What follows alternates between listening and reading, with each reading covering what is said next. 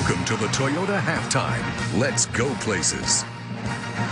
Where'd all the points go from the regular season? Defenses dominating, mistakes, Foles, the turnover here. A couple of field goals for the Bears, one for the Eagles. 6-3 on the way to the third. Mike Tirico, Tony Dungy, Rodney Harrison. Let's get back to that play at the end of the first half. This was not a great day for replay. What'd you see as a coach when you watched that play at the end of the half? Well, when they changed the replay fumble rule, I argued it was ridiculous because players stop when the whistle blows. But when they did change the rule, I always told our guys, whenever the ball is on the ground, get it. Never let a ball lay on the ground, no matter how many whistles blow. Coach, anytime I played on the defense, anytime the ball was on the ground, regardless if the whistle blowed or not, we would always jump on the ball. Don't leave it in the hands of the officials. Eagles didn't do it, and it cost them 3 points there. No doubt in my mind they would have gotten that ball. Call. Yeah, call stands feels like a bailout. Because if it's a catch with steps, it's a catch, period. End of statement. Let's get to the highlights earlier. Chargers had a touchdown. It looked like one, but replay didn't give them one. They were in control on defense. They solved Baltimore from the first time they saw them. Yes, had great adjustments in this second time around. Melvin Ingram rushing inside was one of them. He had a huge day. First three quarters, Lamar Jackson, the Ravens, 3 first downs, 3 points, but they had 2 touchdowns in the fourth quarter. This one to Michael Crabtree, tightened it up, 6-point game.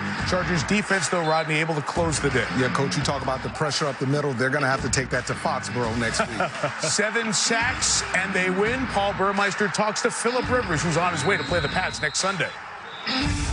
From 23-3 to hoping your defense makes a play in the final seconds, what was that like? Yeah, well, we had opportunities to finish it offensively. We didn't get it done. Our defense was unbelievable today. Again, going against that offense, that's tough offense. And we were going against a tough defense. We couldn't get anything but field goals early.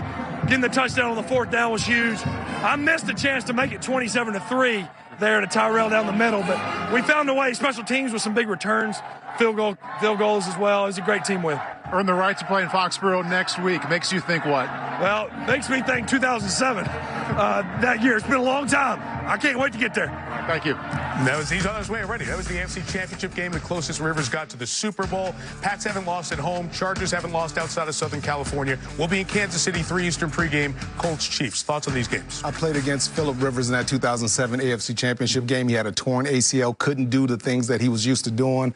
I know he's anxious to get back 11 years later. And I coached a Chiefs team a Colts team in 2003 that went into Kansas City against a great offense. Andrew Luck, Patrick Mahomes. It's going to be a big, big game. You used to coach in Kansas City. We had to cover both sides. Both ways, yes. We'll all be there. And Peter King was up there already this week. He visited with Patrick Mahomes. Football Morning in America columns, great stuff.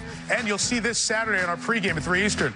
The no-look Mahomes. That is so ridiculous. He went 1 for 1 on that. So we'll be excited to be with you from KC for the divisional playoff beginning next weekend on NBC. Up next, preview the Golden Globes tonight, and we'll hand out our awards for Wild Card Weekend. But first, Toyota reveals the world's greatest action hero and Chuck Norris.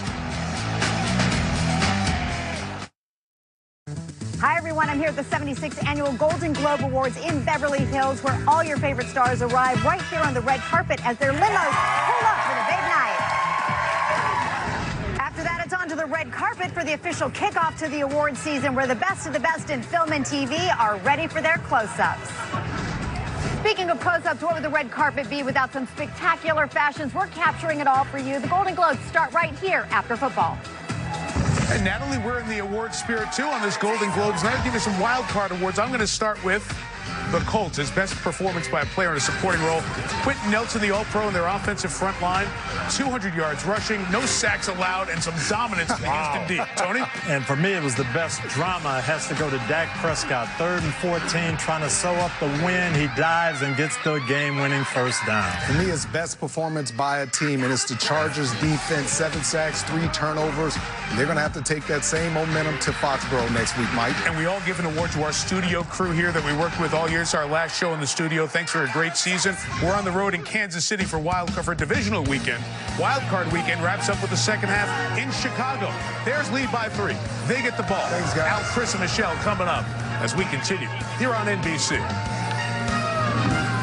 This has been the Toyota Halftime. Let's go places.